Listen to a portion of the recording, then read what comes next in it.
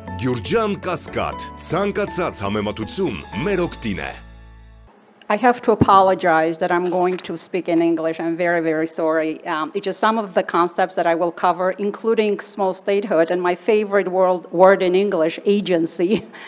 It's very hard to translate in Armenian.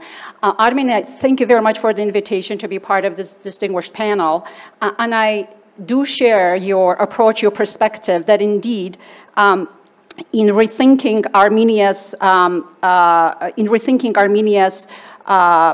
foreign policy, especially after, I would say, not after 2020, but after 2021, when Azerbaijani forces moved into Armenia's territory and CSTO failed to act, I do consider that as a turning point in how Armenia's foreign policy, at least for me, it's a lot more legible, the behavior of the Armenian state as a small state. Now, this concept of small statehood, rather than focusing on a single country to draw examples, what I would like to do is to, and I promise I'm not going to be didactic and lecture, I can't do it, my husband is in the audience, won't let me do it. So what I would like to do though, is to pull in from quantitative studies in order to better understand and identify trends and patterns in how other similar small states behave in world politics. Overall, though, when we do say small states, it's a kind of very confusing concept. Is it even a useful concept? How can we put Switzerland, Gabon, and Armenia in one club? And earlier literature on small statehood had tended to tie small state or define small states in terms of its capabilities. Military, size of territory, population, size of the economy. And by these measures, if you look at Armenia in terms of the material capabilities, it's hard to be optimistic. It is a small state. It does not have a large share of the economy relative to broader neighborhood. And at the same time, though, looking at small states from the perspective of fixed material capabilities it obscures more than it reveals. Where the literature of small statehood is moving is that smallness is a condition, and that smallness is relative to, smallness is a networked condition. And smallness is also is relative networks and variable. When you look at smallness as a condition that is relative, that is networked, and that is variable, that that's when you're able to see the agency of small states in world politics. And this is the framework through which I look at Armenia's statehood, at Armenia's foreign policy, as well as its domestic reforms. So in terms of, very quickly, when we talk about Armenia as a small state, when we talk about Armenia relative to Russia, that's definitely a asymmetry of relations. And Armenia's relations with the United States is also very asymmetric, or numerous other countries. But looking at Armenia relative to Kosovo, relative to Timor-Leste, relative to Estonia, which have much smaller populations, they have different geographical locations. So the point is that it really depends on what issue area we're looking at when thinking about Armenia's smallness. Smallness is also variable. There are numerous cases, when you look at their position in the world politics, Taiwan is a very obvious example. Small states tend to specialize in niche industries and definitely improve their conditions in world politics. And in this respect, in specific sectors, they demonstrate variable capacity in world politics, which leads to the third component, that smallness is a networked condition. By improving their position in particular sectors, small states are able to move their position in the network of world politics. So in this respect, I mean, there are people here in this audience that are working on AI, numerous other very exciting technological endeavors, which my social science training is not allowing me to comment on. So this is exciting. Now, next thing to think about is, where does agency come from? And this is where Armenia's foreign policy makes sense to me as a small state over the past several years. One way to think about Armenia's agency is through global level.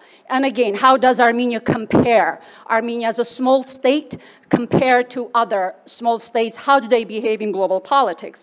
Overall, in general, quantitative studies on small states demonstrate that small states thrive better when there's geopolitical stability. It kind of sounds trivial, but the alternative is polarity. Do small states do better if there are two poles in world politics during the Cold War, for example, or a unipolar system? So the scholars argue that small states tend to do better when there's geopolitical stability, regardless of the structure of the world politics. Competition between great powers does increase small state leverage. You see, Belarus used to drag play up the West against Russia and vice versa. Azerbaijan, Baku is very effective in doing that. But at some point, this leverage does create risks for small states as well. So US and the broader network of relations for small states, in Armenia in particular, is crucial. Small states, since the end of World War II, most small states have been able to thrive, to develop, partly due to having some sort of a connection to the United States, simply because the United States was, by and large, the main power in supporting the rules-based world order. An order that it did not create, I should highlight that, and an order that it sometimes did not do a good job of protecting. But by and large, at the systemic level, small states tied their alliances to the United States in order to create stability. Now, in terms of but alliance with the United States, any sort of relationship for small states is not enough anymore. Scholarship also shows that small states need to be active in participating in security negotiations, in international forums, in regional forums. So active participation, building capacity, ministries of foreign affairs that can articulate, react quickly to issues, that can articulate regional positions to be legible to the world politics are some of the things that they can do. Now, in terms of the regional lens, and it was fascinating that Prime Minister Pashinyan spent so much talking about the neighborhood. I have to confess that I spent bulk of my 10 years, I'm going to date myself, on studying the regional level of politics. And in Armenia, I would argue, regionalism is misunderstood. It's a misunderstood concept. But I do argue that seeing Armenia as part of in this context, through the regional lens, it's one way to enhance Armenia's small statehood as an agency, to enhance its agency as a small state. So in terms of the regional lens, location, location, location, quoting one scholar, Womack, who argued that states must bloom where they are planted, and they are planted in pots of different sizes next to larger and smaller neighbors. So in the regional level of analysis, in the conditions of multipolarity, the power of middle powers, such as Turkey, Iran, Brazil, the power of such the agency of these middle powers is increasing, which tends to shape the regional environment within which small states act. And of course, I'm going to skip over a few more things, but let me conclude on just commenting on the national level, because I do think this is important, and it does connect with what the speakers have said, expressed this already before me. The national level of small statehood is really critical. Capacity, not the size, is more important, studies also show.